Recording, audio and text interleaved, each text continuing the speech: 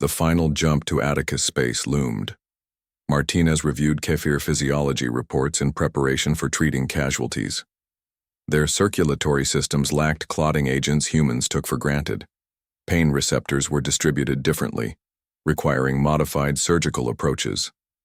She noted with grim irony that the medical database still classified human anatomy under hazardous biological specimens, while providing detailed instructions for treating wounds inflicted by said specimens. Dr. Cho powered up the trauma bays. In preparation, standard protocol called for separate medical facilities to prevent cross-species contamination. The Reaper's chief surgeon had ignored this, designing hybrid treatment stations that could service humans and Kefir simultaneously. His reasoning was simple. They called for our help. They'll get it in our way. The layout mirrored ancient, human field hospitals where wounded enemies received equal care, albeit with more restraints. Martine's the Reaper's crew manifest scrolled across Captain Brooks' tablet in aggressive red type. Standard naval procedure required disciplinary records to appear in black. His gloved finger paused on a particular entry. Tony Ritchie, conviction code 14C, smuggling, weapons trafficking, 3 counts of customs fraud. Followed by a note in Brooks' own shorthand, best damn pilot past the Kuiper line. The briefing room smelled of stale ration bars and engine grease, not Earth Command's polished conference chambers. This space belonged to the outer dark, to men and women who operated beyond official sanction. Brooks counted 17 known felons among the 30 assembled faces. 5 wore corporate security uniforms. 2 sported mining guild tattoos. The woman by the coffee dispenser had once hijacked a Martian ore freighter with nothing but a forklift and bad attitude. Admiral Sullivan's message had reached the right ears. Word spread through dockyards and black markets that Earth needed ships, no questions asked. The response exceeded expectations. 73 vessels arrived within 48 hours. Salvage tugs retrofitted with armor plating, decommissioned. Patrol boats carrying illegal particle cannons. Even a repurposed luxury yacht whose owner insisted its medical suite could perform battlefield amputations. Ritchie slid into the seat beside Brooks, tossing a data chip onto the table. My terms. Full pardons for me and mine. The smuggler's grin showed dental work done by someone more accustomed to prison bar fights than cosmetic dentistry. Plus first pick of any Zephyrian tech we scoop up. Behind them, a corporate battleship filled the observation window. The Maxwell mining emblem gleamed faintly under dock lights. Its captain had brought more than weapons. The ship's refitted excavator arrays could fracture asteroid cores. Against a planet's surface, the effect would resemble orbital bombardment. Corporate legal sent 17 pages of liability waivers. Brooks skimmed Ritchie's demands. Standard fare for mercenary work. He initialed the bottom without comment. 30 more similar agreements waited in his queue. Unlike Earth Command's endless committee's criminal negotiations followed efficient patterns. Ask for the impossible. Settle for the merely outrageous. Security feeds showed the incoming volunteers. Former Black Ops specialists teaching boarding tactics to ex-pirates. Arms dealers comparing black market plasma rifles with standard issue marine gear. The mix should have sparked chaos. Instead, Brooks watched a convicted hijacker demonstrate how to hotwire a Zephyrian airlock to a group of impressed commandos. Sullivan arrived as the final arguments erupted. Some petty warlord from the Belt colonies wanted salvage rights on any captured ships. A group of corporate shooters demanded hazard pay scales. The Admiral let the noise continue for exactly 43 seconds before clearing his throat. The room silenced faster than any naval briefing Brooks had attended. Listen carefully, Sullivan said. He didn't raise his voice. The Kefir aren't soldiers. They're teachers, farmers, children who've never held a weapon. He tapped his tablet, and the main screen displayed the transmission Martinez had cleaned up. Now the background noises resolved into identifiable sounds: snapping timber, panicked breathing, the wet crunch of collapsing mud brick. The warlord looked away first. The corporate rep muttered something about restructured payment schedules. Ritchie just folded his arms and stared at the screen, his smirk fading into something harder. That signal's 9 days old by now, Sullivan continued. Statistical models give a 3% survival rate for non-combatants under Zephyrian occupation. The math says we're flying into a graveyard. He turned to Brooks. Captain? Brooks stood, pulling up the tactical display. Standard doctrine says we need 6 capital ships and 2 marine divisions to breach an occupied system. The hologram shifted to show their actual assets. Converted freighters, armed minor vessels, Ritchie's smuggling fleet disguised as wreckage. We've got this. Instead, odds are terrible. Rules of engagement are simple. Find survivors. Kill anything between them and us. Someone at the back started coughing. Probably the atmospheric scrubbers failing again. Or maybe the weight of what they'd just agreed to do. Preparations accelerated after that. Engineers swarmed over ships, welding armor plates onto hulls never designed for combat. Medical teams practiced triage protocols on volunteers smeared with fake blood. The Reaper's AI processed thousands of minor modifications. Smuggling compartments converted to ammunition storage, cargo bay doors rigged for rapid marine deployment. Brooks reviewed each change with detached approval. Naval purists would have strokes seeing these violations of standard warship design. But standard warships weren't built by people who'd spent lifetimes jury-rigging solutions in the dark. The Reaper's new improvements shared a common thread. Every modification came from first-hand experience, circumventing authority. Ricci proved unexpectedly useful. His smuggling routes included 7 Zephyrian border worlds. He produced detailed scans of their patrol patterns, down to the shifts when junior officers slacked on sensor monitoring. The corporate battleship's engineers contributed something even more valuable. Schematics for Zephyrian shield harmonics, reverse-engineered from illegal mining probes. At 03 No Zhang ship time, Brooks found Sullivan reviewing the final roster in the mess hall. The Admiral looked older under the fluorescent lights, his uniform jacket hanging loose where he'd dropped weight during the crisis. You realize what happens if we win, Sullivan said without looking up. They'll call us war criminals, instead of monsters. Brooks poured 2 coffees, sliding one across the table. Worse, they'll start believing humans make good neighbors. Sullivan tapped the screen where Ritchie's face grinned beside his prison serial number. This lot never followed rules. Now they're volunteering to rescue aliens they've never met. Explain. That. Brooks sipped his coffee, considering the answer. Near the galley, 2 ex-pirates argued over how to wire demolition charges while a corporate security chief took notes. In the engineering bay, a convicted hacker was teaching naval officers how to spoof Zephyrian IFF signals. The mess hall bulletin board overflowed with volunteer sheets, many marked by people who couldn't properly spell kefir, but knew how to field strip a plasma rifle blindfolded. Earth's best are all in jail or dead, Brooks said finally. The rest learn to survive what the universe throws at them, Sullivan snorted, flipping through more profiles. And these? Brooks studied the faces scrolling past. The Yukon smuggler who'd single-handedly supplied a Martian resistance cell. The ex-commando turned bounty hunter whose cybernetic eyes could spot a heat signature through 3 feet of rock. The teenage hacker who'd crashed the Ceres Stock Exchange for fun. These, he said, are people who understand what happens when no one answers the call for help. The Admiral closed the file. Approval notifications began pinging across the fleet. 73 ships powered up their modified drives. Weapons systems cycled through illegal startup sequences. Somewhere in the dark, a Kefir child might still be counting seconds between transmission pulses, not knowing each number brought Earth's beasts closer. Martinez joined them as final preparations completed. She carried no weapon, just a medical kit and the look of someone who'd stared too long at casualty projections. Are we really doing this with criminals and stolen hardware? Brooks checked his sidearm. The magazine contained armor-piercing rounds banned by 27 interplanetary treaties. No, he said. We're doing it with the only people who answered. The jump alarm sounded. Across the fleet, captains who'd never taken orders from Earth Command synchronized their navigation computers. Ritchie's voice crackled over the comms with characteristic charm. All right, you glorious bastards, let's go be heroes for once. The Reaper's engines flared blue-white. Behind them, 72 other ships of ill repute followed into the dark. Martinez reviewed the aftermath in Earth's command center.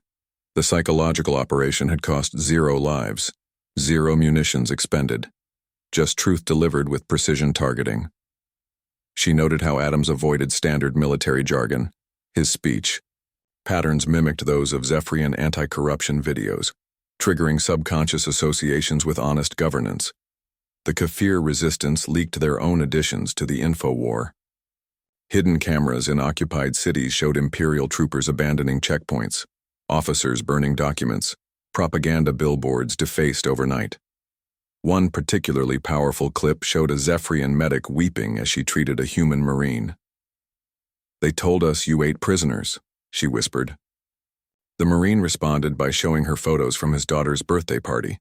Imperial censors worked around the clock to scrub the footage. They missed the crucial detail. It wasn't the content that doomed them, but the delivery method. By hijacking every channel simultaneously, Adams had demonstrated something far more dangerous than military might: total information superiority. Voren finally shut off his terminal hours later. His captain hadn't reprimanded him. The old officer just sat staring at the frozen image of Adams' face on his own display, fingers clutching a pendant that, for the first time in Voren's memory, showed the portrait of a daughter rather than Imperial insignia.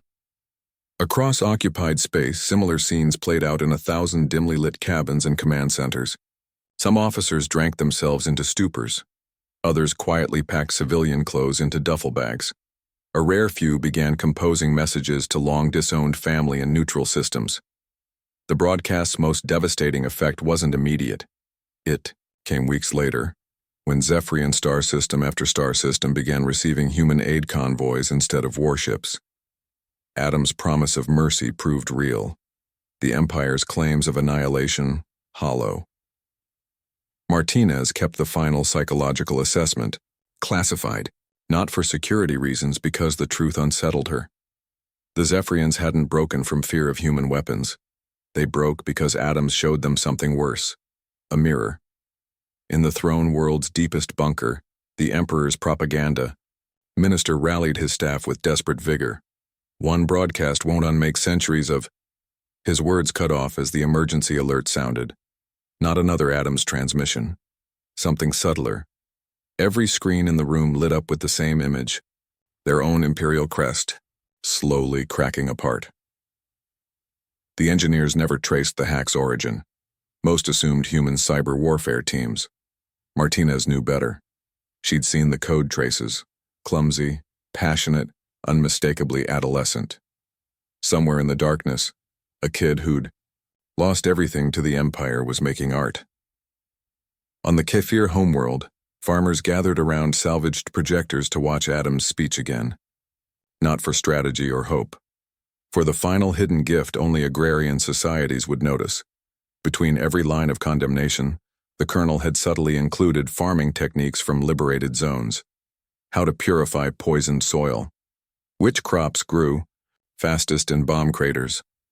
The message within the message: life continues. The Imperator's will never fired another shot in anger. Voren's last log entry described his captain walking the ship's corridors, pausing at each crew station not to inspect, but to apologize. 37 years of service ended with a single question: what else did they lie about? Earth never confirmed whether Adams knew about the live feeds showing Zephyrian ships standing down, whether he noticed the slight tremble in his own hands as he described children's mass graves, whether he intended for his final words to echo through history, not as a threat, but an epitaph for empires built on deception. Martinez closed the mission file. One line stood out from the psych team's notes.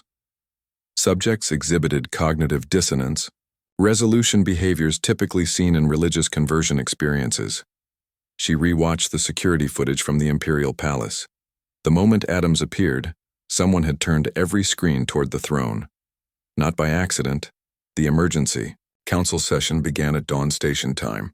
Ambassadors filed into the chamber with stiff postures, their usually vibrant coloration muted. Kinti delegates had retracted their decorative frills. Zephyrian representatives wore unadorned uniforms for the first time in recorded history. The IE voting display glowed empty above their heads. It wouldn't stay that way for long. Martinez watched from Earth's new observer gallery as the procedural arguments started. Kinti ambassadors wanted human military activities restricted under existing peace accords. The remaining Zephyrian loyalists argued for maintaining Earth's quarantine. None of them noticed the junior aides slipping folded notes to their superiors. Real-time updates from 17 neutral systems declaring unilateral trade pacts with humanity. The turning point came from an unexpected quarter. The Kefir delegation leader stepped forward without waiting for recognition. From an ornate growth pod slung across her shoulders, she removed a single sapling, one genetically traceable to their sacred mother grove. The offering ritual dated back millennia in Kefir culture, reserved only for bondings between species. She placed it gently before the human ambassador's seat. The silence lasted 6 heartbeats. Voting commenced 3 minutes later. Earth's full membership passed with 0 abstentions. Even the Zephyrian holdouts conceded. The terms included unprecedented provisions: command authority over joint military operations, arbitration rights in territorial disputes, even limited oversight of weapons research. Martinez studied the document, scrolling across her tablet. Buried in Clause 17 was the true game changer. Humanity now controlled all decisions regarding application of Death World-class biotech in warfare. Neutral systems wasted no time exploiting the new reality. By midday, 9 separate trade caravans had docked at Earth stations carrying weapons-grade materials for mutual defense preparation. 3 formerly isolationist species requested human military advisors within hours of the vote. Their interest wasn't in human tactics but human restraint. They'd noticed something the Council debates ignored. Earth's forces had voluntarily withdrawn from Zephyrian space after achieving their objectives, leaving governance to local factions. The Kefir gift carried hidden significance. Martinez consulted a xenobotanist colleague about the sapling. Its parent tree grew from seed packs carried by the first Kefir colony ships. By giving Earth a genetic descendant, they weren't just offering thanks. They were making humanity heirs to their civilization's survival. Satellite feeds showed Kefir children in retaken cities planting Earth crops alongside their own, creating hybrid fields where neither species' plants would dominate. Military attachés pored over the implications. Full arbitration rights meant every galactic power now needed human approval for major deployments. The Reaper's battle record suddenly became required study material across 100 naval academies. Captain Brooks received 9 speaking invitations within the first day, all from former enemies wanting to understand human rules of engagement. Economic shifts followed the political ones. 7 major trade routes rerouted overnight to include Earth as a mandatory stopover point. Not for security, because human docking facilities alone could service all vessel classes without prejudice. Martinez noticed currency markets reacting. Strangely, the credit remained stable, but commodity prices fluctuated wildly whenever human merchants entered negotiations. It took her 3 days to spot the pattern. Galactic traders couldn't predict human bargaining tactics. They kept alternating between ruthless pragmatism and baffling generosity. The Council's recess period should have provided calm. Instead, Martinez found herself reviewing security footage from the ambassador's gardens. Kefir and human botanists worked side by side preparing the sacred sapling's new home. The image seemed mundane until she spotted the background details. Zephyrian cultural attaché discreetly taking notes. Kinti honor guards lowering their traditional barriers to allow human engineers closer access than any outsiders previously permitted. The surviving human fleet regrouped beyond the battle zone. Damage control teams worked to patch hull breaches with whatever materials they had. One crew used frozen food paste as temporary sealant. Brooks walked the decks, noting how different areas smelled of burnt wiring, scorched metal, and in one strangely comforting case, fresh coffee where a galley had caught fire. Martinez found him reviewing plans for the next phase. Planetary scans showed heavy Zephyrian fortifications on the Kefir homeworld, impossible to crack with standard orbital bombardment. Brooks pointed to a new set of schematics. "They think we're done innovating," he said. The plans showed atmospheric processors normally used for terraforming being reconfigured as giant fuel-air explosive devices. Across the fleet, engineers were already at work on the most audacious improvisation yet. They called it the Farmer's Delight, a repurposed grain barge stuffed with enough ammonium nitrate fertilizer to level a city. The joke name belied its chilling efficiency. This wasn't warfare as the galaxy understood it. This was crop rotation, with explosives. The Kefir elders gathered in what remained of their irrigation control center, their long fingers tracing over shattered console screens. Human engineers had been working through the night, splicing wires from broken moisture sensors into something new. Sergeant Chen watched them work, his hands dark with soil from helping dig mass graves earlier that morning. The Zephyrians had targeted water supplies first, standard occupation doctrine. Now those broken systems would serve a different purpose. Agricultural. Drones meant for crop dusting became their first line of reconnaissance. The machines couldn't carry weapons, but their multispectral cameras mapped Zephyrian positions with perfect clarity. Farmers who'd spent lifetimes reading soil hydration levels now interpreted heat signatures and troop movements with startling accuracy. One elder modified a pesticide sprayer to disperse conductive metal flakes onto enemy sensor arrays. The work reminded Chen of childhood stories, peasant revolts turning plowshares into swords. The first explosion lit the western fields at dawn.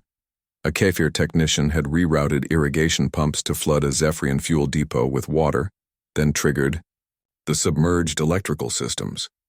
The resulting blast painted the sky in greasy black smoke. It wasn't military-grade ordnance, just enough ammonium nitrate fertilizer mixed with fuel oil to mimic a small tactical warhead. The recipe came from an old Marine field manual, with adjustments for local atmospheric conditions. Zephyrian outposts reported strange disturbances throughout the day. Surveillance feeds showed Kefir children playing near checkpoints, their small frames concealing repurposed tools. One girl carried a soil pH meter rigged as a detonator. Another group modified grain silo pressure valves into primitive mortars, launching canisters of burning crop residue onto supply depots. The occupying forces never considered that farming equipment required the same mechanical aptitude as weapons, just applied differently. Chen found a makeshift lab beneath a fertilizer factory, accessible through irrigation tunnels. Kefir scientists worked alongside human volunteers, combining agricultural chemicals into unstable compounds. Their protective gear consisted of repurposed harvesting suits coated in flame retardant. One technician demonstrated how to stabilize nitroglycerin using sawdust from local timber, a technique recovered from 19th century mining archives. The resulting bricks looked identical to standard soil amendment tablets until detonated. Children proved unexpectedly effective at bypassing Zephyrian patrols. Their small hands could rewire circuit breakers meant for adult operators. Their familiarity with the land allowed them to navigate drainage ditches and root cellars unseen. A group of teenagers converted fruit-picking drones into miniature bombers, loading their cargo nets with plasma grenades provided by human marines. They flew the machines using the same gestures that once directed harvesting patterns over wheat fields. The Zephyrians expected primitive resistance, rocks, maybe crude explosives. They weren't prepared for coordinated attacks leveraging industrial, farming infrastructure. A single modified tractor became a mobile artillery piece when loaded with pressurized ammonia tanks. Chicken feed distribution systems delivered ball bearings to waiting fabricators who cast them into shrapnel rounds. Even the humble plow found new purpose. Its sharpened edges severed the tendons of walker mechs when dragged across their paths at speed. Chen inspected a captured munitions depot repurposed as a training facility. Kefir farmers practiced marksmanship, using hybrid weapons, laser sights cobbled onto antique hunting rifles, plasma cells jury-rigged into seed spreaders. Their instructors were human agricultural specialists, not soldiers. They taught techniques developed for protecting livestock from predators, now adapted for urban combat. One woman demonstrated how to strangle a sentry using reinforced harvesting twine, her movements identical to bundling sheaves of grain. Water proved the most versatile weapon. Hydrostatic sensors designed to prevent field flooding now triggered explosive charges when tanks reached certain levels. Heavy pumps stripped from rice paddies created high-pressure jets capable of knocking armored troops off their feet. One particularly inventive elder devised a method to contaminate Zephyrian water supplies using harmless algae that reacted lethally with their physiology. Like weeding, he explained, showing Chen the culture vials. The Resistance's crowning achievement came from a junior engineer barely past adulthood. She modified a crop yield analyzer to intercept Zephyrian communications, using its processing core to break simple encryption. The device couldn't decipher complex military codes, but it captured enough routine chatter to predict patrol routes. Human officers were stunned by its effectiveness. The machine had originally been built to forecast corn production variances. As the attacks intensified, Zephyrian forces became increasingly paranoid. They ordered sweeps of all agricultural facilities, confiscating anything resembling technology. This backfired spectacularly when guerrillas booby-trapped obviously abandoned equipment, then buried truly valuable components in compost heaps where the heat signatures blended with decaying organic matter. Prisoner interrogations revealed the occupiers' growing superstitions. They'd started believing the Kefir were somehow weaponizing photosynthesis itself. Chen watched a group of children assemble crude rockets from irrigation pipe and fermented fuel. Their teacher was a human botanist who'd been studying Kefir plant biology before the invasion. She taught them to calculate trajectories using the same equations that once determined optimal sprinkler placement. The projectiles wouldn't win any awards for precision, but they didn't need to. There were thousands of pipes available. Zephyrian counterinsurgency tactics floundered against this asymmetrical warfare. Traditional sweep patterns designed for urban environments proved useless. In cultivated landscapes where every furrow could conceal a pressure plate, thermal imaging couldn't distinguish between human Kefir operatives and livestock. Worst of all, their own supply lines relied heavily on captured Kefir infrastructure, water treatment plants, power grids, transport networks that now served double duty as death traps. Medical teams adapted alongside the fighters. Field hospitals utilized grain sterilization units as autoclaves. Anesthetic gases were synthesized from pesticide precursors. Even the simple act of transporting wounded benefited from agricultural innovation. Straw-filled wagons bounced less than standard stretchers when moving over rough terrain. The most surprising development came when Kefir elders rediscovered ancient warfare techniques from their own history, long suppressed under galactic peace accords. Traditional slingshots used for hunting pests became deadly with the addition of modern materials. Irrigation maps memorized over generations now guided sabotage teams to critical junctions. The humans weren't teaching them anything new, just helping them remember what their civilization had forgotten in its pursuit of harmony. By the third week, entire districts had become no-go zones for Zephyrian regulars. Patrols that entered never returned, their last transmissions filled with confusion about the terrain itself seeming to attack them. The occupiers never grasped the key difference between Earth and Kefir tactics. Where humans improvised weapons from whatever was available, the Kefir weaponized their whole ecosystem. A field of harmless bluegrass could conceal contact-poisoned thorns. Fruit-bearing vines now dripped with caustic sap. Even the soil became dangerous when seeded with razor-sharp ceramic fragments disguised as pebbles.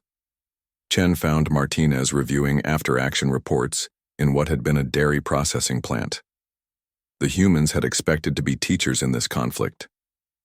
Instead, they'd become students of a different kind of warfare, one where victory grew from the land itself.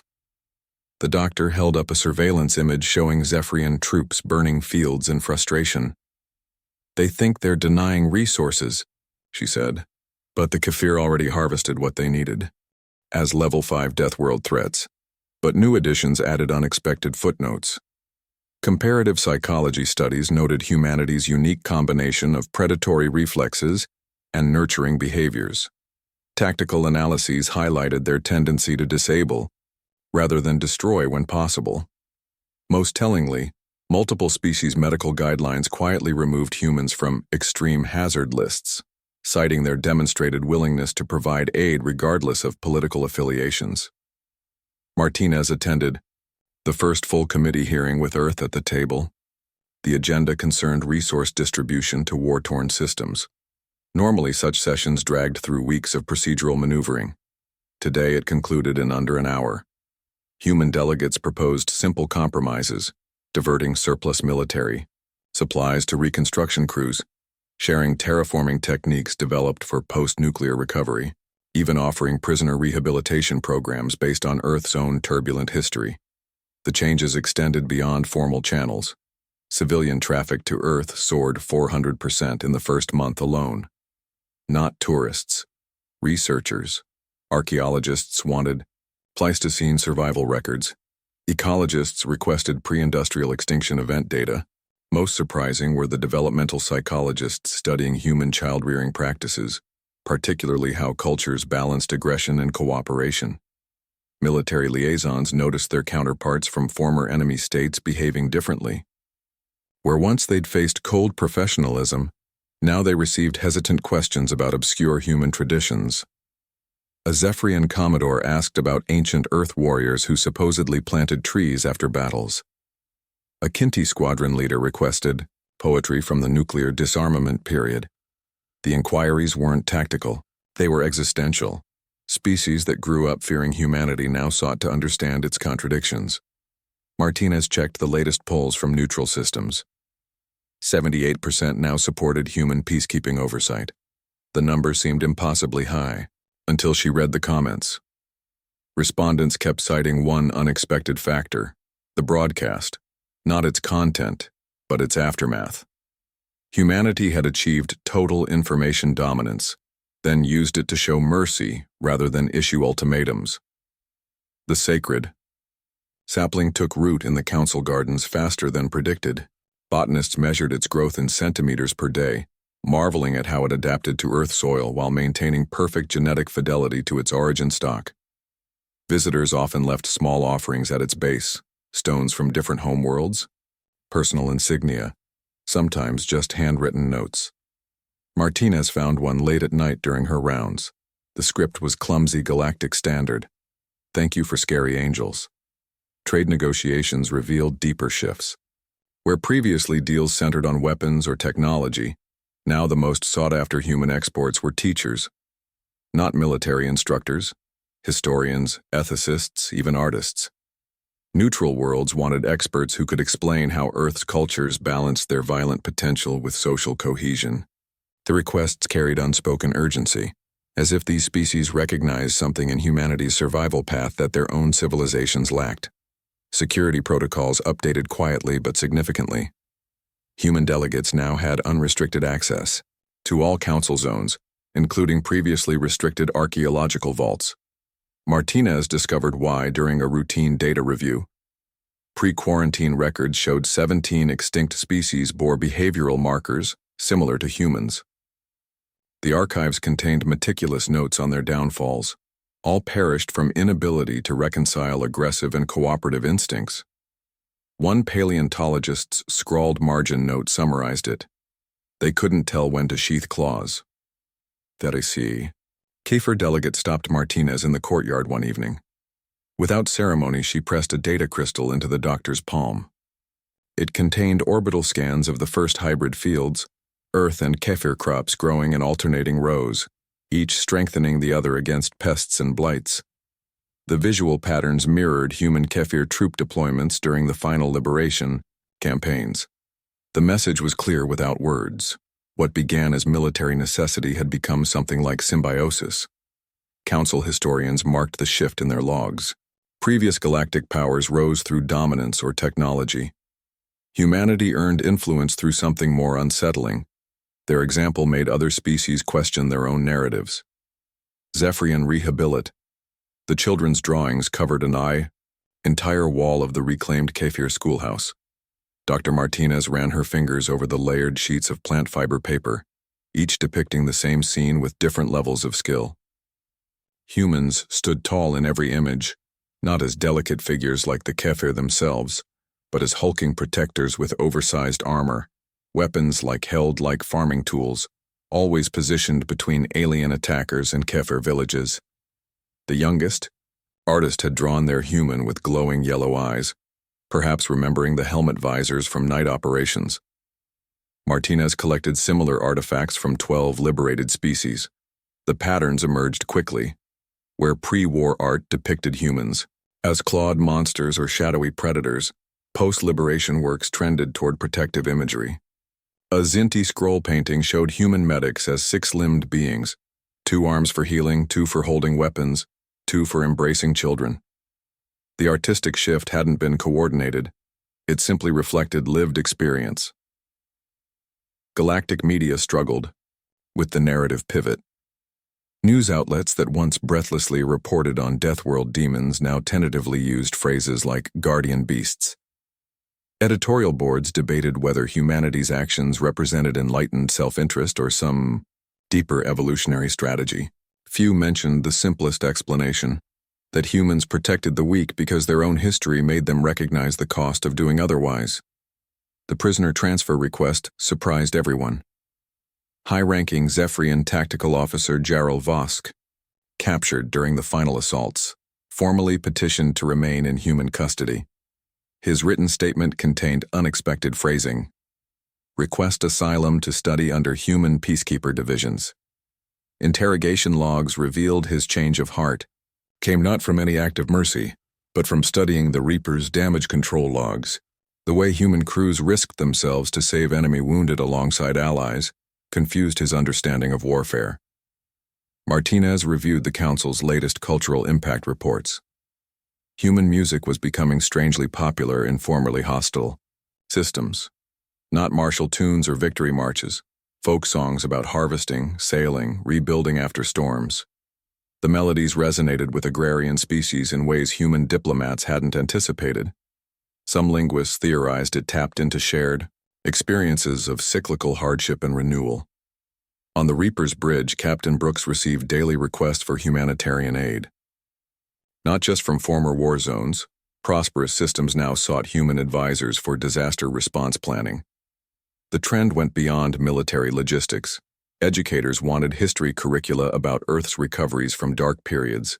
Engineers requested ancient infrastructure designs that functioned without high technology. Humanity's scars had become their most valued export. The asylum seeker Vosk proved an adept student.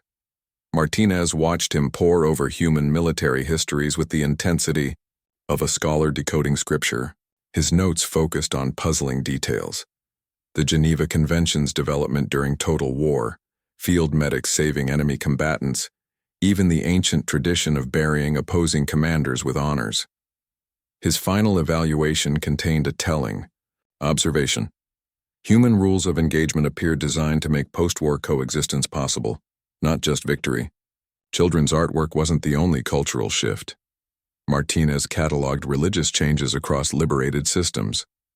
New sects incorporated human imagery into protective pantheons. A Kinti splinter group now prayed to a bioluminescent figure with humanoid proportions they called the Wounded Guardian. Ritual objects showed up in odd places. A Zephyrian rehabilitation center kept a broken human helmet on display. Its cracked visor pointed toward the door like a watcher. Vosk's transformation culminated when he volunteered to mediate a prisoner exchange. Facing his former comrades for the first time since captivity, he didn't recite human propaganda or denounce the Empire. He simply showed them his notebooks, filled with painstaking documentation of human medics treating Zephyrian wounded. The silent evidence did more damage to Imperial dogma than any speech could have. The Reaper's latest modifications reflected its new role. Missile pods gave way to expanded medical bays. Marine barracks converted to refugee housing. Engineers welded civilian-grade fabricators into cargo holds to produce farming equipment alongside spare parts. Only one section remained unchanged. The comms array, still tuned to deep space distress frequencies. Martinez kept receiving children's drawings from every system they visited. The images grew more elaborate with each stop. Kinti younglings depicted humans with photosynthetic frills resembling their own.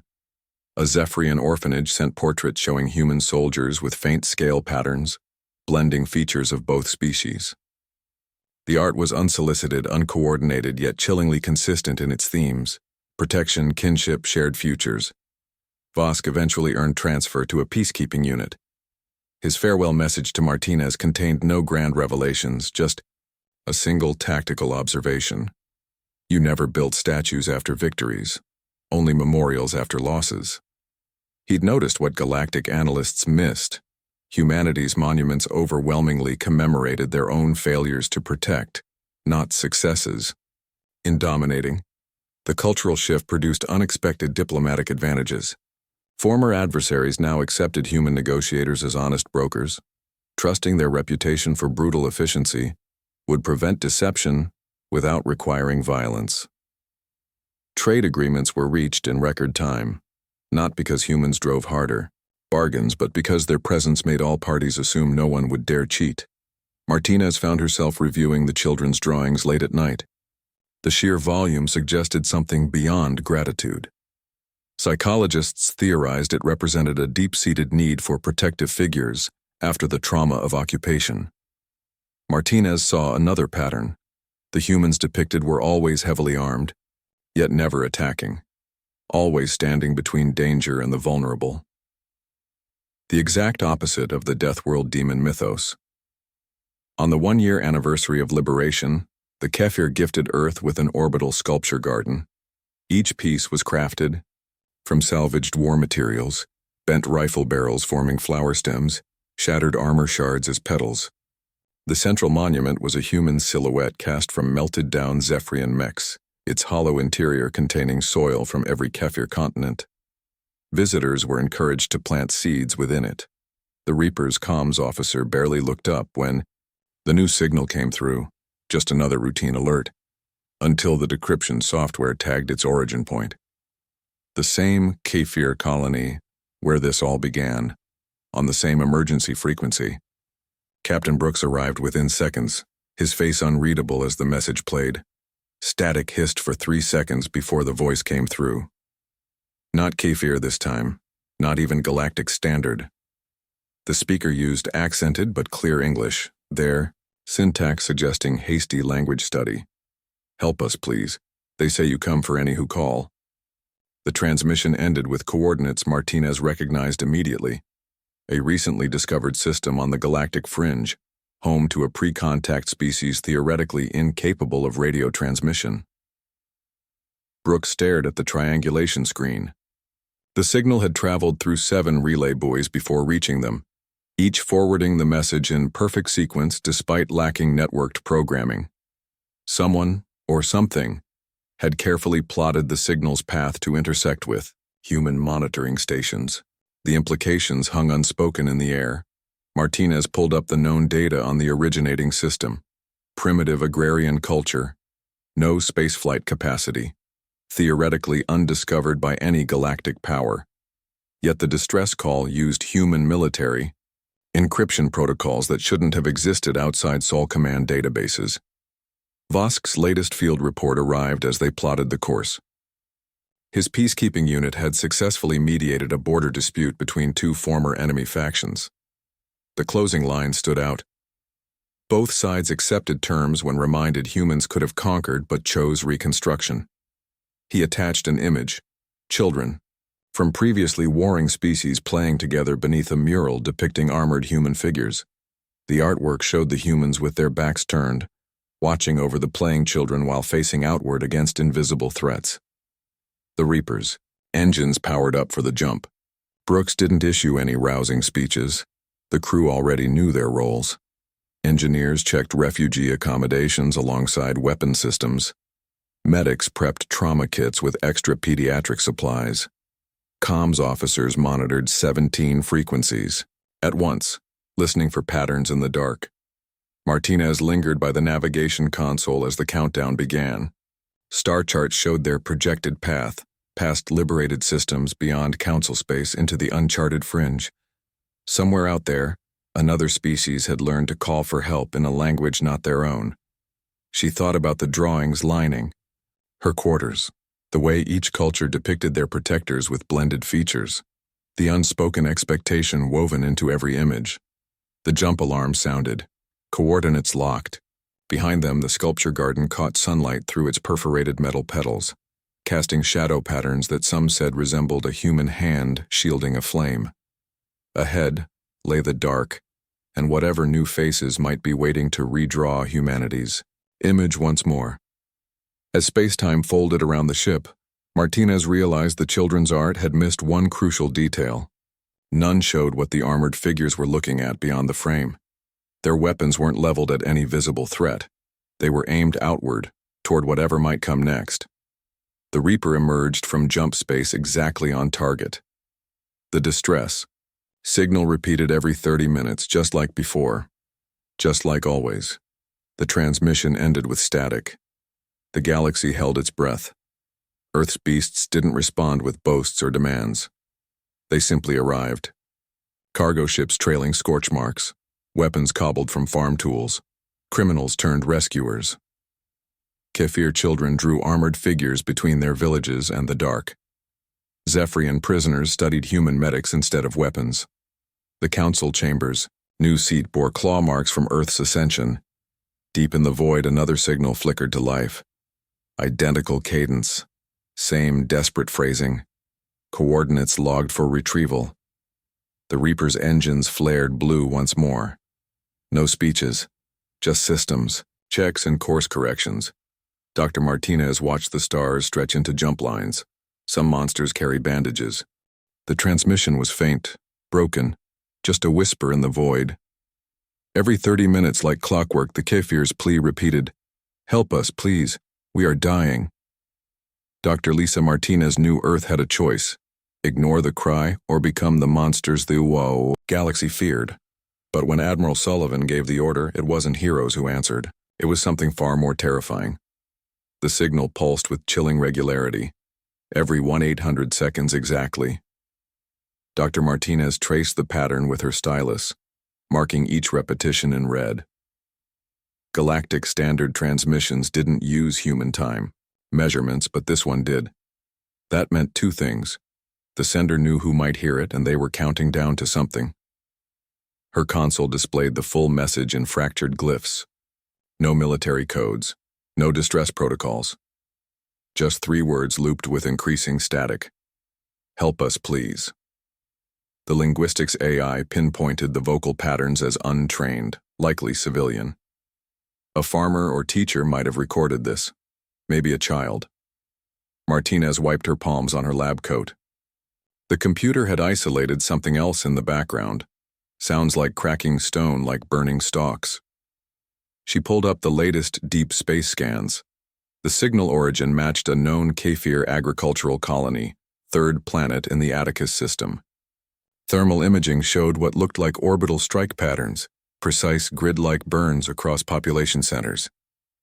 The exact same signature Earth's early warning network recorded during the Zephyrian raid on Tau Ceti. That attack had taken 47 human miners 6 minutes to die. Command was already assembling when Martinez arrived. Admiral Sullivan stood before the hologram of a burning planet, arms crossed. His aides passed around dossiers stamped with warnings: Galactic Council Directive 114, quarantine protocols, risk of escalation. No one mentioned the most probable outcome right now, that every Kefir on that world was already dead. The debate lasted 11 minutes. Some argued intervention would confirm the galaxy's worst fears about humans. Others cited the quarantine's original purpose, to protect weaker species from Earth's violent evolutionary advantages. That phrase made Martinez's jaw tighten. She'd read the reports too. The way council scientists described human adrenaline, systems like biological weapons. Then Chief Engineer Cho played the transmission again. This time they isolated a new frequency beneath the words, a secondary carrier wave. The Kefir had embedded planetary defense codes in their cry for help. Full orbital access, shield harmonics, even civilian tunnel networks. Not a plea. An invitation. Sullivan's chair scraped back. He didn't raise his voice. "You all understand what happens if we go. They'll call us monsters either way." His gaze swept the room. "But if that signal has even one living child on the other end, history can damn me twice." The tactical display, lit up with jump coordinates. 3 jumps away, radio delay meant the signal they heard was already 9 days old. In the observation deck, Martinez watched the first ships power up. Not sleek council cruisers, not elegant Zephyrian destroyers. Bulk freighters with missile pods welded to their hulls. Mining vessels refitted with railguns. The galaxy feared what crawled out of Earth's gravity well. Tonight, they'd learn why. Ground crews loaded last-minute supplies under floodlights. Martinez caught glimpses of the manifests. Shaped charges, medical kits, rebreathers rated for toxic atmospheres. Standard gear for breaching operations. Then she noticed the other crates. Seed stocks, water purifiers, pediatric trauma supplies. That's when she knew Sullivan's real orders. They weren't deploying a strike force. They were launching a rescue. The OR transmission kept playing in the background. Someone had patched it shipwide every 30 minutes on the dot. Between the screams and static bursts, Martinez thought she heard something new. Not fear, not pain. The rhythm was all wrong. It took her 2 more cycles to recognize it. The Kafir weren't just crying for help. They were counting. Humans had taught them about countdowns after the first contact wars. Now they used that knowledge to mark how many breaths they had left. On the main screen, the jump clock hit 0. Engines flared across the fleet. Their velocity would shatter Galactic Council speed records. Not that anyone would admit it later. Command had already scrubbed the flight data. Whatever happened next would live in that gray space between deniable operation and legend. Martinez closed her workstation. The signal would keep transmitting. She'd set up repeaters all through Sol's system, rigged to play that message continuously until the fleet returned.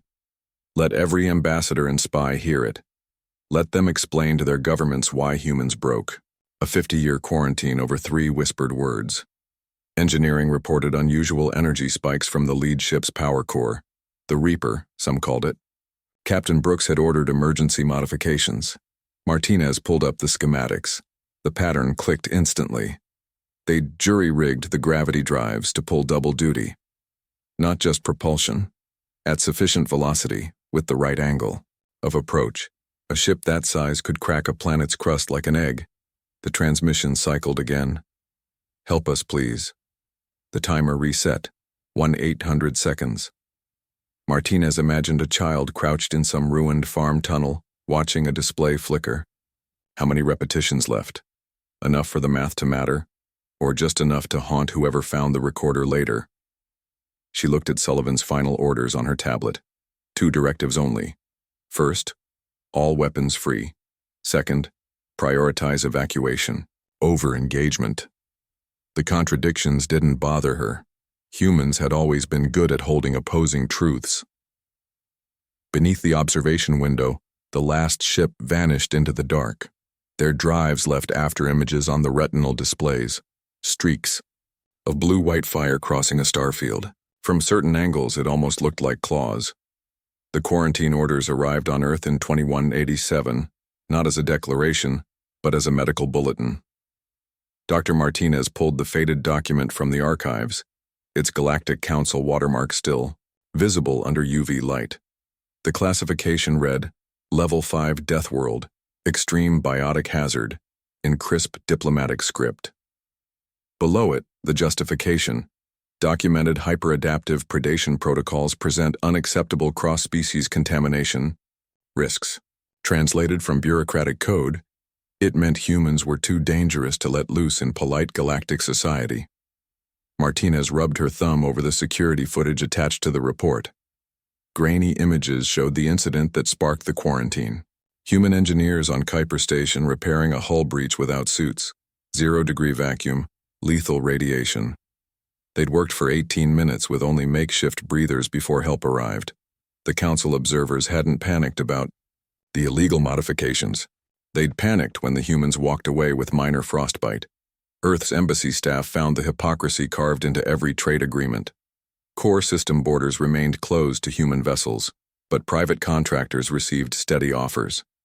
Dr. Cho once compiled a list. Zephyrian nobles hiring bodyguards for coup attempts, mining conglomerates recruiting deep asteroid crews, even a Kinti matriarch seeking reproductive specialists. The last one made Martinez's skin crawl.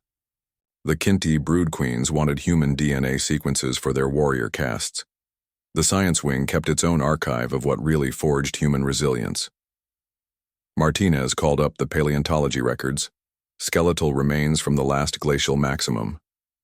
Crude spears lay beside mammoth bones fractured with precise repeating strikes. Dental calculus showed starvation cycles lasting months.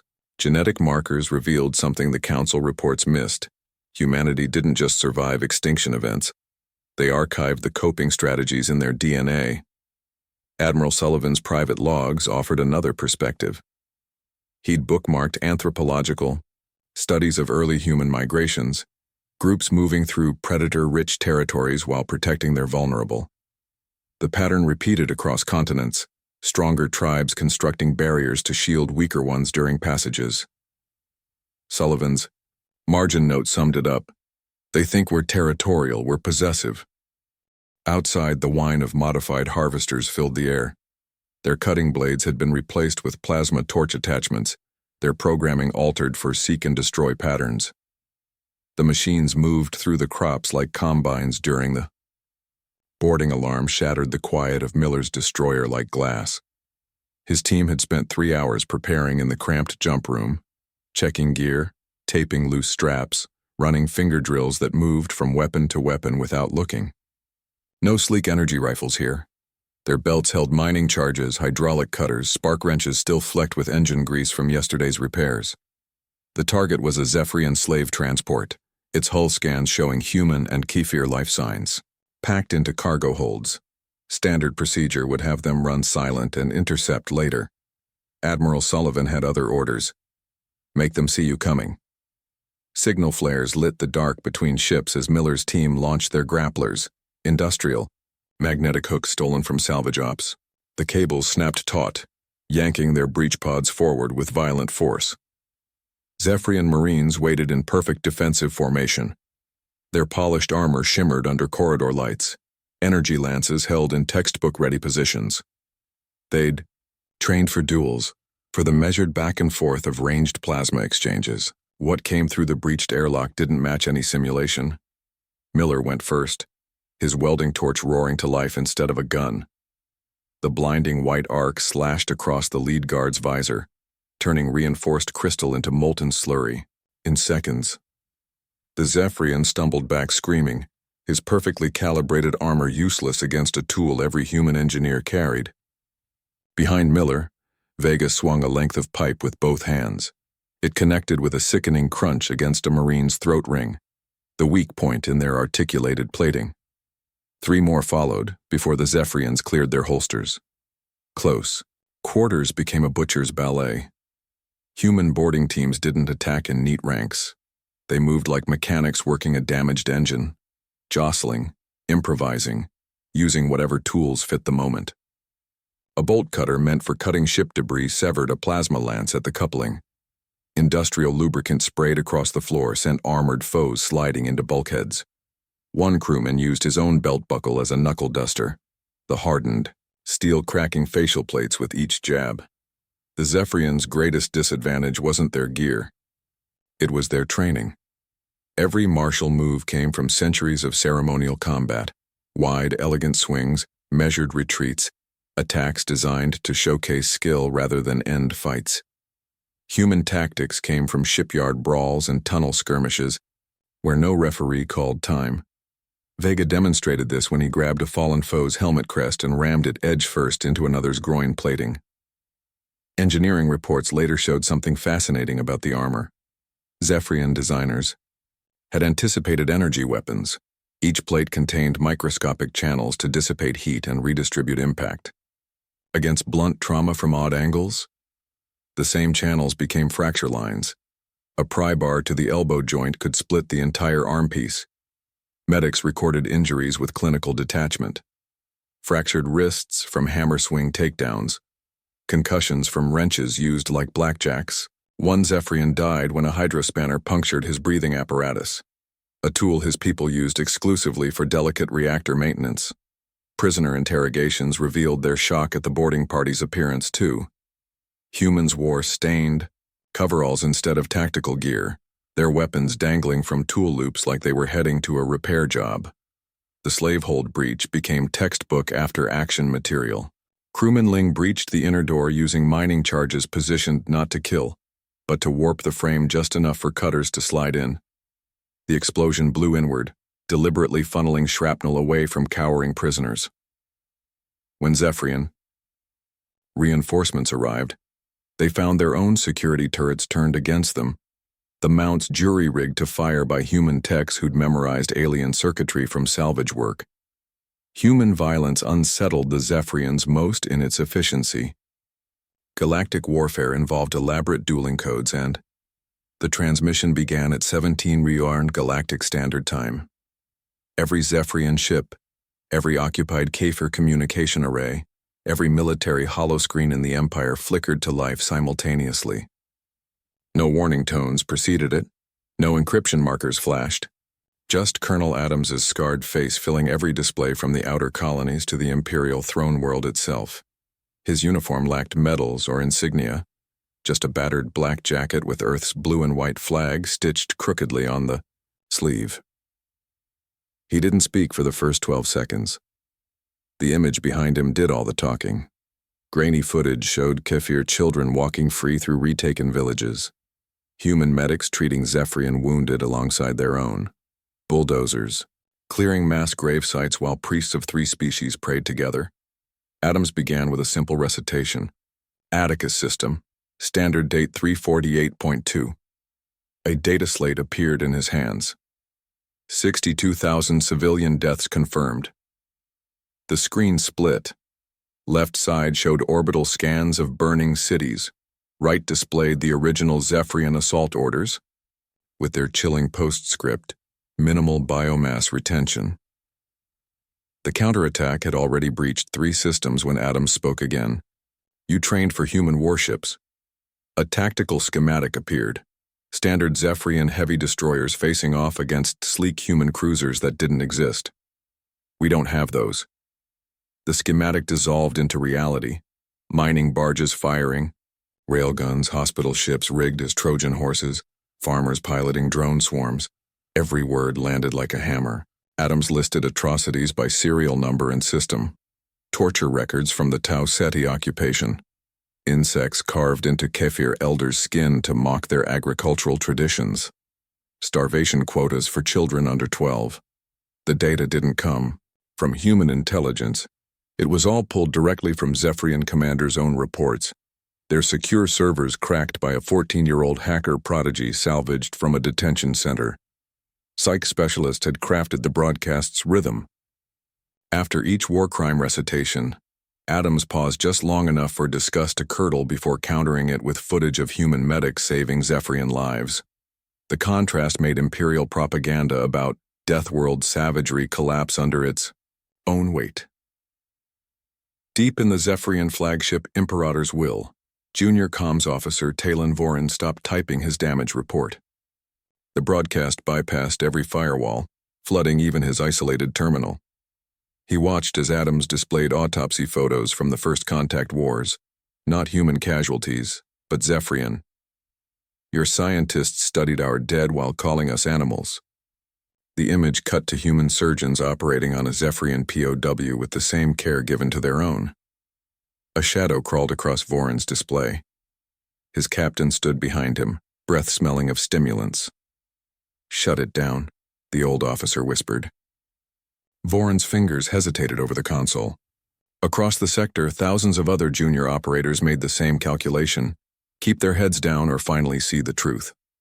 Adams shifted tactics. He began reading names, not human martyrs or Kefir victims, Zephyrian casualties. First the dead from Tau Ceti, then the slaughtered garrisons in the annexed systems, finally the growing list from this current war. Each name appeared with homeworld and family status. The message was clear. Your leaders lied about the butcher's bill. Vorin's console lit up with a new notification. The Imperator's Will, starboard. Weapons array just went offline, not from damage but because its crew manually disabled the systems. Another alert flashed, then another. Across the fleet, systems powered down in rippling waves. Not mutiny, not surrender. Just men and women refusing to participate in another atrocity cycle. The throne world's response was instantaneous. Encryption. Override commands blasted across every channel. State media cut to patriotic songs. It didn't matter. The damage was done. Adams had planted something more dangerous than any bomb. Reasonable doubt in an empire built on absolute certainty. Back in Kefir space, human technicians monitored the data streams. A live counter ticked upward in the corner of their screens. Vessels, powering down, comms going silent, troop movements halting. Some ships even began broadcasting their own footage back to the throne world. Zephyrian medics treating liberated Kefir, engineers helping rebuild shattered infrastructure. Adams saved his final stroke for last. The screen split into 84, smaller frames, real-time feeds from Zephyrian ships across occupied space. Every captain could now see their peers' reactions, breaking the isolation central to Imperial control. The collective gasp from 1,000 bridges was audible even over static. His last words weren't delivered to the military. Adams looked directly into a camera rumored to link to the Emperor's private chambers. "We don't do war." The transmission zoomed in until his eyes filled every screen in the Empire. "We do extermination."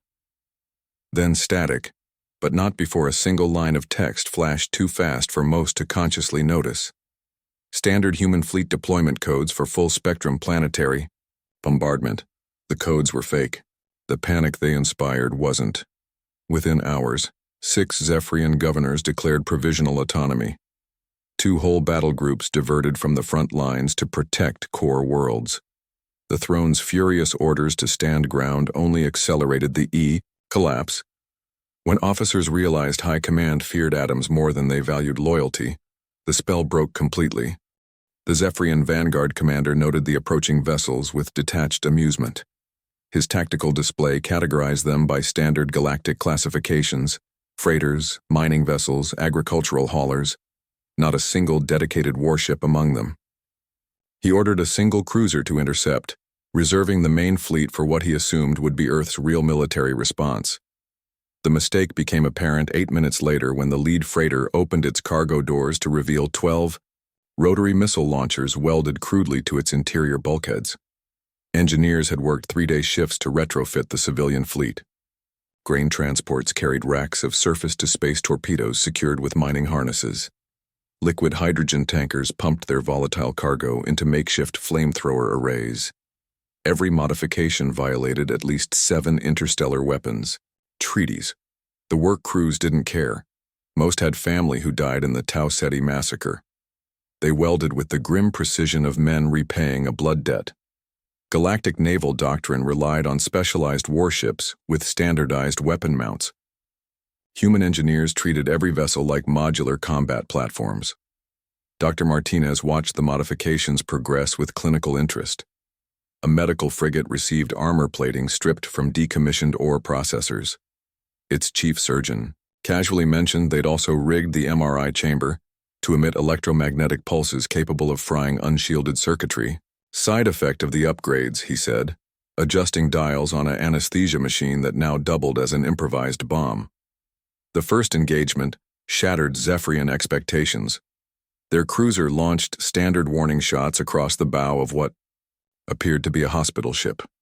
The vessel responded by activating every light in its trauma bays, creating a dazzling flare that masked its real maneuver, a full burn directly at the cruiser's engine nacelles. The collision triggered the hospital, ship's hidden payload, 5 tons of mining explosives packed around its structural supports. Martinez reviewed the battle records afterward. Standard military AIs struggled to process the human fleet's chaotic composition. 19 distinct ship classes, none designed for combat, each modified with unique weapon configurations. Zephyrian targeting systems kept reclassifying vessels mid-battle as new threats emerged. A fuel tanker suddenly venting superheated plasma, a communications relay ship emitting jamming signals strong enough to induce seizures in unshielded crews. Captain Brooks developed attack pattern Gamma specifically. For this ragtag armada, it resembled nothing in galactic tactical databases. Instead of organized formations, human ships moved like a swarm of angry wasps, constantly shifting vectors, feinting retreats only to lure pursuers into kill zones. mining lasers stripped away enemy shields at specific frequencies before missile salvos struck. Freighters launched canisters of metallic chaff that confused target locks, while armed lifeboats flanked from below. The turning point came when the Zephyrians committed their heavy destroyers. Standard procedure dictated focusing fire on command ships. The human fleet ignored doctrine completely. 3 converted ice haulers executed a coordinated maneuver, spraying their entire water reserves into space directly ahead of the destroyer's path. The droplets flash froze in vacuum, creating a kilometers-wide field of microscopic projectiles traveling at combat speeds. When the destroyers hit the cloud, their forward sensors became useless. That's when 7 mining vessels emerged from behind a nearby moon, their industrial-grade drills spinning up to serve as makeshift rams. Martinez noted with interest how human engineers weaponize basic physics. A cargo container stuffed with ball bearings became a shotgun blast at orbital velocities. Waste heat vents redirected to scorch enemy sensor arrays. Even life support systems became tools of war. One trader ship flooded its own compartments with anesthetic gas before depressurizing them into a boarding party's path. The Zephyrians adapted after the first brutal losses. They began targeting civilian drive systems, assuming humans relied on standardized components. This proved another miscalculation. The human fleet's true strength lay in its mechanical diversity. No 2 ships shared identical layouts, forcing attackers to relearn vulnerabilities with each engagement. A boarding party that successfully disabled one freighter's thrusters would find completely different systems on the next. Dr. Cho cataloged 17 separate workarounds engineers had devised for damaged FTL drives alone. Improvisation extended beyond hardware. When communications jamming severed fleet coordination, crews reverted to primitive solutions: signal lamps using commercial strobe lights, message pods fashioned from escape capsules, even a system where ships' ventral thrusters pulsed in Morse code. The Zephyrians, reliant on networked battle computers, found themselves outmaneuvered by adversaries literally winking messages through the void. The most devastating innovations emerged from necessity. A damaged troop carrier with failing life support rigged its crash couches into makeshift railguns using magnetic containment field generators. A science vessel repurposed its terraforming bacteria cultures into anti-personnel weapons, harmless to humans, but lethal to Zephyrian biochemistry. Martinez intercepted one engineer's message explaining how they'd modified food replicators to produce shaped charges. Just add table salt for the detonator compound. Behind the chaos lay careful calculation. Brooks had studied centuries of human naval history before the battle. He recognized in Zephyrian tactics the same weaknesses that doomed the Spanish Armada: over-reliance on heavy capital ships, inflexible command structures, inability to comprehend irregular warfare. His fleet embraced the lessons of Viking longships, Chinese fire junks, and Cold War-era merchant marine auxiliaries. Civilian vessels carried another advantage rarely considered in galactic warfare: cargo space. Where warships devoted every cubic meter to weapons and shielding, freighters had vast empty holds perfect for concealing surprises. One agricultural transport released 10,000 robotic harvesters mid-battle. The drones were supposed to tend orbital farms, but reprogrammed with basic attack protocols, they became a buzzing nightmare that clogged enemy sensor arrays. Medical ships played perhaps the most unexpected role. Their spacious triage bays made ideal staging areas for marine counterboarding parties. Heavy radiation shielding served double duty against energy weapons. Most importantly, their bright Red Cross emblems drew Zephyrian forces into predictable patterns of attack. The enemy couldn't resist targeting what they assumed were weak support vessels, right up until the third hospital ship detonated its hidden antimatter cache. Martinez reviewed the final casualty reports with grim satisfaction. The Zephyrian fleet lost 80% of its combat strength. The human side suffered heavy damage but remarkably few total losses. Their slapdash modifications included so many redundant systems that even crippled ships remained functional enough to limp home. She noted with interest how many vessels had logged combat effectiveness far exceeding their theoretical maximums. The most telling statistic emerged during prisoner interrogations. Captured Zephyrian officers consistently overestimated the size of the human fleet by a factor of 3. Their sensor logs revealed why. They kept reclassifying the same vessels as new threats every time those ships unveiled another improvised weapon system. A single mining vessel might appear successively as a missile platform, a drone carrier, and finally, as a kamikaze battering ram. The psychological impact proved as devastating as the tactical one. As salvage teams picked through the battlefield, they found something unexpected: Zephyrian ships hastily modifying their own systems in crude imitation of human tactics. One cruiser had welded cargo containers to its hull as makeshift armor. Another jury-rigged its plasma vents as short-range flamethrowers. The attempts were laughably amateurish compared to the human engineers' work, but the implication was clear. After centuries dismissing Earth as primitive, the galaxy's military powers were finally learning the wrong lessons from the wrong teachers. The Kefir broadcast forced Earth to confront its own mythology. Council dispatches referred to humans as Death World apex predators, but Martinez knew that missed the point. She reviewed footage from the first contact wars, human medics dragging wounded aliens to safety through active fire zones. One clip showed a Marine taking a plasma burst meant for a Kinti youngling. His last transmission wasn't a battle cry. It was vector coordinates for a field hospital. Martinez tapped the desk console, pulling up the Reaper's crew manifest. Of the 300 volunteers, 127 bore medical certifications. The ship's armory included less than standard munitions, but carried triple the standard trauma supplies. Captain Brooks had formed his reputation in the asteroid belt wars, known for extracting civilian miners from collapsed tunnels.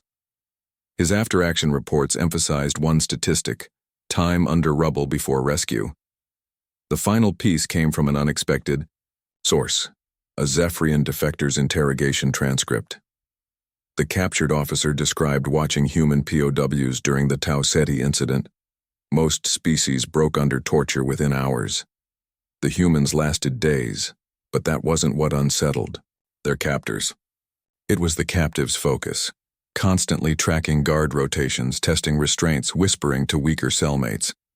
The Zephyrians' exact words: "They didn't behave like trapped animals. They behaved like doctors triaging a disaster." Martinez closed the files as the alert sounded. 3 jumps to Atticus. She studied the tactical feed.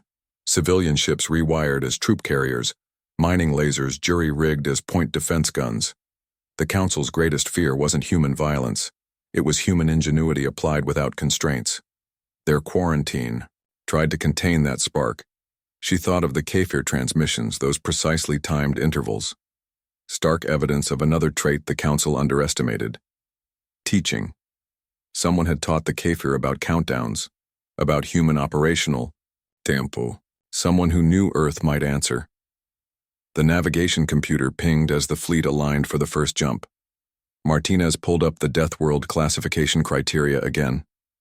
Level 5 required 3 attributes: lethal environment, adaptive predation, resistance to extinction events. The designers never imagined a 4th: the willingness to march into hell because someone asked politely. On screen, the stars stretched into jump lines. The Reaper's modified drives glowed like warning beacons across the black. Martinez wondered how the Zephyrians would react when they realized their mistake. They'd expected monsters from a death world. Instead, they'd get the only species that ever walked out of one. The recruit lay motionless in the neural scan chamber as orange tracer lights danced across his temple. Dr. Cho adjusted the display filter, revealing what standard medical scans missed: dormant neural pathways thicker than human normal, coiled like springs beneath the cortex. Mechanism predates recorded history, she noted. We've been carrying this wiring since the glaciers. The scanner beeped twice. Patient heart rate remained steady at 55 BPM despite the 6-inch needle currently extracting bone marrow through his femur. Marine training manuals called it the berserker switch, an evolutionary leftover from when early humans grappled with dire wolves in snowdrifts. Galactic species experienced fear responses triggering retreat. Human adrenal surges did the opposite, flooding the prefrontal cortex with norepinephrine to temporarily suppress pain, doubt, and survival instincts. The Zephyrians would discover this difference the hard way when their interrogation teams found human prisoners smiling through torture sessions, silently counting guard rotations. An autopsy report from the First Contact Wars surfaced in Martinez's feed. A Zephyrian coroner had dissected a fallen human soldier and discovered bizarre tissue regeneration. Liver samples showed complete cellular regeneration despite plasma burns covering 40% of the body. Marginal notes contained phrases like terrifying, metabolic efficiency, and muscle memory operates at the cellular level. The deceased's battalion number matched records from an Arctic-based unit specializing in cold water survival training. Field medics demonstrated triage protocols developed from ancient conflicts, tourniquets adapted from Mongol horsebow strings, hemostatic gauze impregnated with clotting agents isolated from Nile crocodile blood. Even the simple act of stitching wounds followed patterns developed on medieval battlefields where surgeons worked without anesthesia. Every technique shared one trait. They prioritized function over comfort, survival over grace. The Kafir witnessed this firsthand when human engineers entered irradiated zones without protective gear. Galactic species required full containment, suits for even minimal radiation exposure. Humans swallowed iodine tablets and worked in shifts, their cells instinctively repairing DNA damage at triple the rate of baseline species. Engineers joked about getting sunburns while rewiring reactor cores. Their medical scans told a different story. Telomere regeneration patterns unseen in any other known life form. On the Reaper's training deck, recruits practiced boarding actions under simulated injuries. Broken limbs were splinted with rifle stocks. Eye injuries necessitated firing blind using audio cues. Instructors deliberately induced panic attacks before live fire drills to trigger adrenaline responses. Captain Brooks watched one recruit continue a breach drill after taking 3 virtual rounds to the chest. "Pain is just your body's opinion," he reminded the squad. "Override it." Zephyrian intelligence reports referenced these drills with growing unease. Their analyst highlighted a singular fact. Human training simulations always exceeded real combat in brutality. While galactic militaries rehearsed idealized engagements, humans war-gamed scenarios involving crippling injuries, equipment, failure, and overwhelming odds. One captured memo contained an officer's scribbled note. "They condition for catastrophe like we condition for breakfast." The biological advantages extended beyond raw endurance. Human blood retained oxygen longer, a Pleistocene adaptation against drowning. Retinas contained specialized rod cells for low-light combat, a trait shared only with deep-sea predators on their homeworld. Most disturbingly to alien observers, human digestive systems could extract nutrients from nearly any organic matter when starving. A family of colonists on Tau Ceti had survived 6 months on lichen and boot leather after a supply drop failed. Martinez reviewed comparative anatomy charts. Kefir circulatory systems prioritized efficiency, with redundant hearts and blood filtration nodes. Zephyrians boasted thicker epidermal layers and natural armor plating. Neither species could match humanity's hybrid approach, a fragile-seeming physiology crammed with emergency overrides. One researcher compared humans to deep space freighters. Unimpressive specs on the dock, but the only ships that completed journeys when the nav computers failed. Medical bay footage from the First Contact Wars showed the full scope of this resilience. A human Marine walked into an aid station missing 2 fingers, calmly requesting synth skin grafts before his shift ended. Combat drugs administered to POWs had opposite effects. Where aliens collapsed into unconsciousness, humans displayed heightened alertness. The reason emerged in toxicology reports. Human livers produced enzymes to neutralize nearly every known sedative, an evolutionary countermeasure against Pleistocene-era predator venoms. Captain Brooks demonstrated another quirk during close quarters drills. His sparring partners noticed he blinked less than alien combatants, just 3 times per minute under stress compared to the galactic average of 15. Human tear ducts contained trace amounts of natural lubricants derived from ancestral marine mammals, allowing extended visual focus. Marksmanship instructors had long exploited this trait, training snipers to track targets for hours without eye fatigue. The most unsettling discovery came from POW interrogations. Human captives displayed an uncanny ability to read alien facial expressions despite never encountering those species before. Neurological scans revealed why human brains treated unfamiliar physiognomies like unsolved puzzles, automatically cycling through recognition patterns until finding matches. Psychologists attributed this to humanity's history of encountering other hominid species before they went extinct. The survival advantage was clear. Humans could gauge threats from creatures they'd never evolved alongside. Martinez found the genetic markers for these traits buried deep in archived research. A mutation on the ADRB2 gene controlled adrenaline absorption in muscle tissue.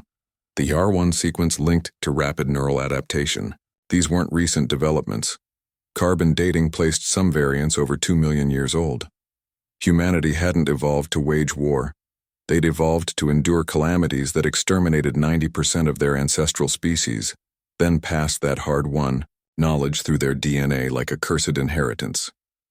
One brief from the Reaper's pre-mission psych evaluations stuck with Martinez. Behavioral analysts had screened recruits for epigenetic markers indicating exposure to childhood trauma. The results showed 70% carried adaptations associated with enhanced stress response, a staggering percentage compared to civilian populations. Yet these same recruits scored highest in unit cohesion metrics. Their debrief interviews revealed a pattern. Brutal upbringing had taught them to protect weaker squad mates first.